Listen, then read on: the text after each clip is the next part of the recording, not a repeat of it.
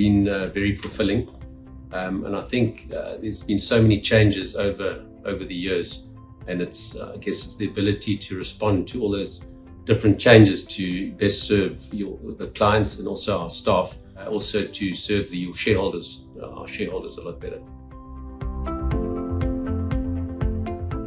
At the time, the company actually started, it wasn't called Sybrin, it was called Imaging Solutions, back in Harare in Zimbabwe, and a good friend of mine, he was a joint owner of that business. They started it. I think there was probably about 12 of them at the time in Zim. They decided they should open up a shop in South Africa. And he got hold of me and said, "Brendon, listen, we're starting up here. Do you want to join?" I came along, and yeah, I guess the reasons why I did that. Obviously, I had the trust with my friend there, and it was just an opportunity, something new, a bit of a startup in a sense, because it was starting up new in South Africa.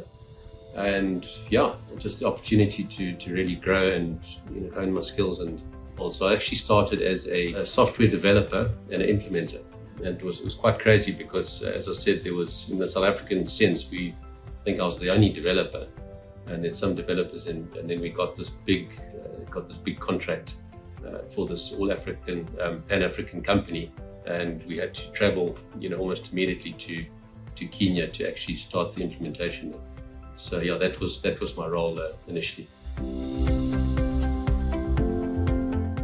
What I liked about the culture is definitely, and it's been like that all along, but certainly even from the start, is that sort of reward and recognition. So if you did really well, then you got recognized for that and compensated accordingly in various ways. And yeah, I think just the whole culture of Sybrin has been it's just been great. Yeah.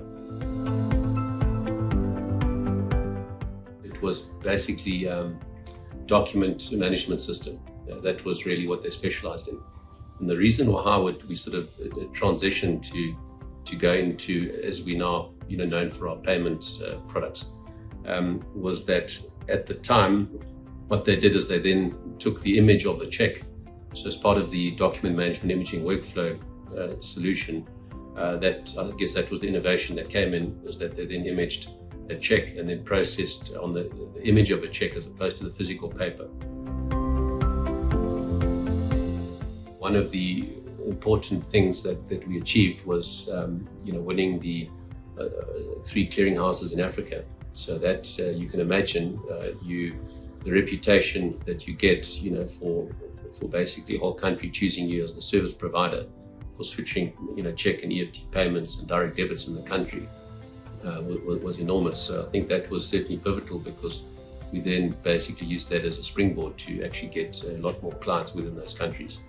One of our more latest sort of products that we're quite proud of was in the digital onboarding and identity verification, and there we really are making use of AI technology to the full, to do facial recognition, and extraction of data of ID documents and verifying that. So these are the type of innovations and products that have I guess kept us very relevant.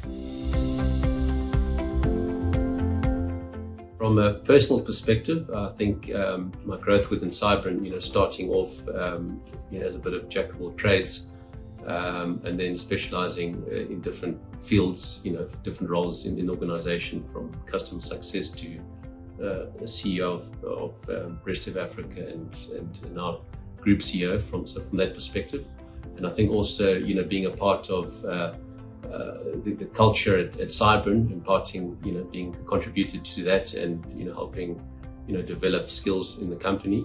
And I think from a company perspective, I think we can be very proud of our massive client retention over the years. I mean, there's been very few clients that have left us, and that's no small feat. And staying on top, being relevant and well respected in the industry, certainly in Africa, still today, we are definitely a household name.